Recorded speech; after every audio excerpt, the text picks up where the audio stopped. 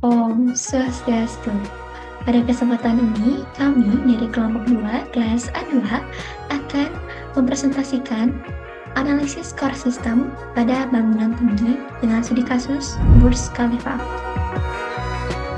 Ini adalah list anggota kelompok di mana perwakilan kita untuk mempresentasikan materi ini itu ada Niko Maltriwita Indriani Maheswari dengan NIM akhir 057. Saya, Igusti Agustri Bintang Putri Dinasti dengan NIM akhir 061. Dan ada Andika Surya dengan NIM akhir 063. Lalu ada Igusti Agung Putu Wiagra Wastu Angga dengan NIM akhir 076. Dan ada Dek Desiani dengan NIM akhir 089. Ini adalah daftar isi pada materi kita hari ini. Yang pertama itu ada pendahuluan yang membahas latar belakang dan pengertian. Ada bab 2 itu ada konsep dasar yang membahas tentang fungsi dan posisi. Bab 3 itu membahas tentang prinsip kerja yang membahas tentang alur beban vertikal dan lateral serta hubungan dengan struktur lain. Yang keempat ada penerapannya dalam arsitektur, yaitu gedung perkantoran, apartemen, dan menara. Yang kelima ada material, yaitu beton bertulang, baja, dan serwall. Yang keenam ada kelebihan dan kekurangan. Yang ketujuh ada studi kasus, dan yang terakhir adalah penutup. Pengertian secara definisi. Jadi, sistem struktur core adalah sistem struktur pada bangunan tinggi yang menggunakan inti bangunan sebagai elemen struktural utama untuk menopang dan menstabilkan bangunan. Inti bangunan ini biasanya berupa ruang vertikal yang terdiri dari dinding struktural tebal yang biasa disebut dengan shear wall yang mengelilingi area lift. Selanjutnya, di sini saya akan membahas tentang bab 2, yaitu ada fungsi dan posisi. Nah, fungsi struktur core itu dalam bangunan tinggi adalah memiliki fungsi yang sangat penting. Kenapa? Itu karena berperan sebagai penahan gaya lateral seperti angin dan gempa, sekaligus menyalurkan beban vertikal dari lantai menuju pondasi. Nah, posisi core itu biasanya berbentuk dinding beton bertulang yang membentuk suatu ruang tertutup di dalam bangunan. Nah, struktur ini dirancang dengan ketebalan yang cukup besar sehingga memiliki kekuatan dan kekakuan tinggi untuk menahan berbagai jenis beban. Core biasanya itu ditempatkan di bagian tengah, itu biasanya disebut sebagai central core, dan itu distribusi bebannya lebih seimbang. Lalu ada beberapa desain arsitektur yang core itu juga ditempatkan di sisi bangunan atau side core untuk memberikan fleksibilitas pada ruang interior. Nah, bentuk core ini bervariasi tergantung kebutuhan desain dan fungsi bangunan itu, seperti ada yang berbentuk persegi, ada berbentuk persegi panjang, ada berbentuk segitiga, dan itu bentuknya bebas mengikuti desain bangunan. Nah, dalam core itu biasa terdapat berbagai jenis fasilitas servis bangunan. Itu ada lift penumpang, lift service, tangga darurat, lalu ada sub-utilitas seperti saluran listrik, air, ventilasi, dan telekomunikasi, serta ada ruang mekanikal. Untuk materi selanjutnya akan dijelaskan oleh teman saya. Bab 3. Prinsip kerja. Prinsip kerja beban pada sistem core. Dalam sistem struktur core, bangunan bekerja dengan cara menyalurkan berbagai jenis beban menuju pondasi melalui elemen struktural inti. Yang pertama, beban gravitasi. Beban gravitasi adalah beban yang bekerja secara vertikal ke bawah akibat gravitasi. Beban ini berasal dari yang pertama berat struktur bangunan, yang kedua berat material bangunan, yang ketiga manusia atau penghuni, dan yang keempat perabot dan peralatan. Beban tersebut diterima oleh plat lantai, kemudian diteruskan ke balok dan kolom, dan sebagian disalurkan ke core sebelum akhirnya diteruskan ke pondasi. Pada beberapa desain bangunan tinggi, core juga berfungsi sebagai kolom besar yang menyalurkan sebagian besar beban vertikal bangunan. Yang kedua, beban lateral. Beban lateral adalah beban yang bekerja secara horizontal terhadap bangunan. Beban ini biasanya disebabkan oleh angin dan gempa bumi. Pada bangunan tinggi, beban angin dapat memberikan tekanan yang sangat besar sehingga menyebabkan bangunan bergoyang. Untuk mengatasi hal tersebut, core dirancang sebagai dinding geser atau shear wall yang memiliki kekakuan tinggi. Selanjutnya, core bekerja keras dengan cara yang pertama, menahan gaya horizontal. Yang kedua, mengurangi pergerakan bangunan. Yang ketiga, menyalurkan gaya tersebut ke pondasi. Dengan adanya core, bangunan menjadi lebih stabil dan aman terhadap gaya lateral. Selanjutnya, distribusi beban. Distribusi beban dalam sistem core terjadi secara bertahap melalui elemen struktur bangunan, yaitu yang pertama, plat lantai menerima beban. Yang kedua, beban diteruskan ke balok. Yang ketiga, balok menyalurkan beban ke kolom dan core. Dan yang keempat, core menyalurkan beban ke pondasi. Dengan sistem ini, seluruh beban yang bekerja pada bangunan dapat disalurkan dengan aman menuju tanah. Selanjutnya akan dibahas oleh teman saya. Baik, selanjutnya ada penerapan sistem core dalam arsitektur. Sistem core sangat banyak digunakan dalam berbagai jenis bangunan tinggi karena memiliki efisiensi struktur dan fungsi ruang. Seperti gedung perkantoran, itu core biasanya ditempatkan di tengah bangunan sehingga ruang kantor dapat tersusun mengelilingi core. Hal ini memungkinkan terciptanya ruang kerja yang fleksibel dan efisien. Nah, core pada gedung kantor itu biasanya berisi lift, tangga darurat, di toilet, ruang servis, dan hotel. Selanjutnya ada gedung hotel. Nah, pada bangunan hotel, core digunakan untuk mengatur sirkulasi tamu dan staf. Core biasanya ditempatkan di tengah bangunan sehingga kamar hotel dapat disusun sepanjang koridor yang mengelilinginya.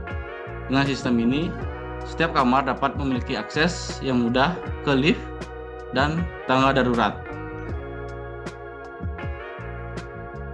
Sistem core banyak digunakan untuk berbagai jenis bangunan tinggi karena memiliki efisiensi struktur dan fungsi ruang.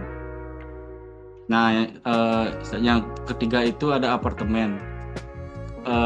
Di apartemen, core berfungsi sebagai pusat sirkulasi vertikal bagi penghuni. Unit-unit apartemen biasanya disusun di sekitar core sehingga akses menuju unit hunian menjadi lebih efisien. Untuk di menara, core sering menjadi struktur utama yang menopang keseluruhan bangunan juga. Struktur ini biasanya sangat kuat karena harus menahan beban angin yang besar pada ketinggian yang cukup. Baik, selanjutnya saya akan menjelaskan jenis material yang digunakan pada sistem core. Material yang digunakan dalam sistem core harus memiliki kekuatan tinggi dan mampu menahan gaya besar. Beton bertulang. Beton bertulang merupakan material yang paling sering digunakan pada sistem core karena memiliki kekuatan tekan yang tinggi serta tahan terhadap api. Beton bertulang biasanya digunakan dalam bentuk dinding beton tebal yang membentuk inti bangunan. Beton bertulang dengan shear wall. Pada banyak bangunan tinggi, core terdiri dari shear wall yang terbuat dari beton bertulang. Dinding ini dirancang secara khusus untuk menahan gaya lateral akibat gempa dan angin. Selanjutnya ada baja struktural.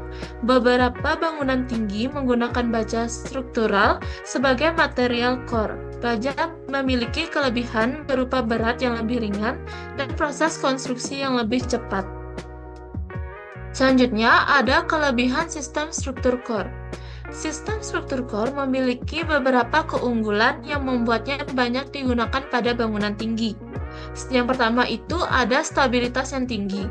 Sistem core biasanya berupa shear wall beton bertulang di tengah bangunan, berfungsi sebagai tulang punggung struktur, yang dimana mampu menahan beban angin pada gedung tinggi yang signifikan, efektif terhadap beban gempa karena memiliki kekakuan atau stiffness tinggi, mengurangi risiko torsi bangunan ataupun tiran jika dirancang simetris, dan terakhir itu cocok untuk bangunan high rise kurang lebih dari 10 lantai. Yang kedua itu ada mengurangi deformasi bangunan. Core membantu mengontrol drift simpangan antar lantai, vibrasi akibat angin, yang dimana dampaknya itu penghuni merasa lebih nyaman, tidak terasa goyang, mengurangi risiko kerusakan non-struktural seperti plafon, kaca, dan partisi. Selanjutnya yang ketiga ada mendukung desain arsitektur. Karena beban utama ditahan oleh core, fasad bisa dibuat lebih bebas, yang dimana seperti full kaca, curtain wall, dan lain-lain. Kolom bisa diminimalkan di area luar, dan desain menjadi lebih modern dan estetis. Selanjutnya, ada kekurangan sistem struktur core. Meskipun memiliki banyak kelebihan, sistem ini juga memiliki beberapa keterbatasan yang perlu diperhatikan dalam perancangan. Fleksibilitas ruang terbatas. Area di sekitar core sering terikat oleh elemen struktural seperti dinding geser, shear wall, sulit untuk mengubah tata ruang pada zona tertentu, kurang fleksibel jika terjadi perubahan fungsi bangunan di masa depan. Selanjutnya ada perhitungan struktur kompleks. Membutuhkan analisis mendalam terhadap beban lateral, angin, dan gempa, harus menggunakan metode perhitungan yang lebih canggih, misalnya analisis dinamik, memerlukan tenaga ahli seperti insinyur struktur profesional, dan yang terakhir itu ada biaya konstruksi yang tinggi. Menggunakan material kuat seperti beton bertulang atau beton mutu tinggi, proses konstruksi lebih rumit, backcastingnya khusus, pengecorannya yang bertahap, membutuhkan waktu dan biaya yang lebih besar dibanding sistem konvensional. Selanjutnya, material akan dibahas oleh teman saya. Selanjutnya kita masuk ke dalam studi kasus. Yang pertama ada Burj Khalifa. Bangunan ini merupakan gedung tertinggi di dunia dengan ketinggian kurang lebih 828 meter yang berlokasi di Dubai. Ada pula kasus yang kami temukan pada gedung tinggi ini, yaitu bangunan ini menggunakan sistem butt-stress core, yaitu core beton bertulang yang diperkuat oleh 3 sayap atau wing bangunan seperti pada gambar. Nah, ketiga sayap tersebut saling menopang sehingga membentuk sistem struktur yang sangat stabil, dan sistem ini dirancang khusus untuk menahan beban angin ekstrim pada ketinggian sangat tinggi, mengurangi goyangan dan deformasi struktur, dan core menjadi pusat kekakuan yang mengikat seluruh bagian bangunan tersebut. Jadi intinya, kombinasi core plus sayap membuat bangunan sangat kokoh meskipun sangat tinggi. Studi kasus yang kedua ada gedung Taipei 101. Gedung ini memiliki ketinggian kurang lebih 508 meter dan berada di wilayah rawan gempa dan topan, yaitu di Taiwan. Ada pula kasus yang kami temukan pada gedung ini, yaitu gedung ini menggunakan core beton bertulang yang dikombinasikan dengan sistem outrigger.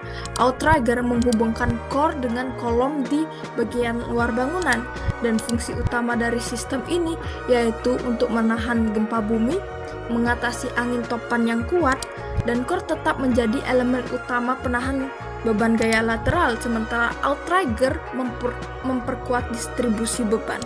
Jadi intinya, core plus outrigger meningkatkan ketahanan terhadap kondisi ekstrim lingkungan. Studi kasus yang ketiga ada Petronas Tower, atau yang ikoniknya biasa disebut dengan Twin Tower Malaysia. Menara kembar di Malaysia ini memiliki ketinggian kurang lebih 452 meter dan menjadi ikon arsitektur di dunia. Ada pula kasus yang kami temukan pada skyscraper ini. Yang pertama menggunakan core beton bertulang yang sangat kuat pada masing-masing menara seperti pada gambar. Dan core tersebut berfungsi sebagai bisa menjadi tempat lift dan tangga darurat, jalur utilitas bangunan, elemen utama penahan beban struktur, dan core menjaga stabilitas menara terutama karena bentuknya yang tinggi dan ramping. Jadi intinya, core berperan sebagai pusat struktur sekaligus pusat sirkulasi bangunan. Ada pula kesimpulan dari ketiga studi kasus tersebut dapat kami simpulkan bahwa yang pertama, sistem core merupakan elemen utama dalam menjaga stabilitas bangunan tinggi. Yang kedua, core sering dikombinasikan dengan sistem lain seperti butt-stress core seperti studi kasus pada Burj Khalifa. Yang kedua ada outrigger system dari studi kasus Taipei 101. Dan yang ketiga, selain sebagai struktur, core juga berfungsi sebagai pusat sirkulasi dan utilitas sehingga sangat efisien dalam perancangan bangunan tinggi seperti pada studi kasus. Nah, terakhir adalah kesimpulan. Jadi, struktur core itu merupakan sistem struktur pada bangunan tinggi yang berfungsi sebagai elemen utama dalam menahan beban, terutama beban lateral seperti angin dan gempa. Core itu bekerja dengan menurunkan beban dari lantai ke pondasi sekaligus menjaga kestabilan bangunan agar tidak mudah bergoyang.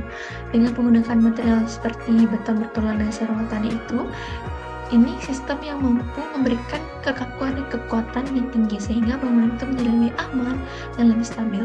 Selain itu, core juga mendukung efisiensi ruang karena dapat mengakomodasikan fungsi sirkulasi vertikal seperti lift dan tangga.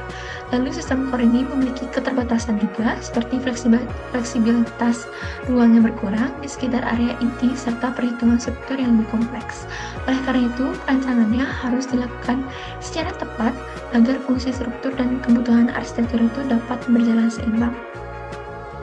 Nah, itu dia penjelasan dari struktur core pada materi ini. Apabila ada kesalahan kata atau ada kekurangan materi, kami mohon maaf dan kami tutup dengan Parama Santi.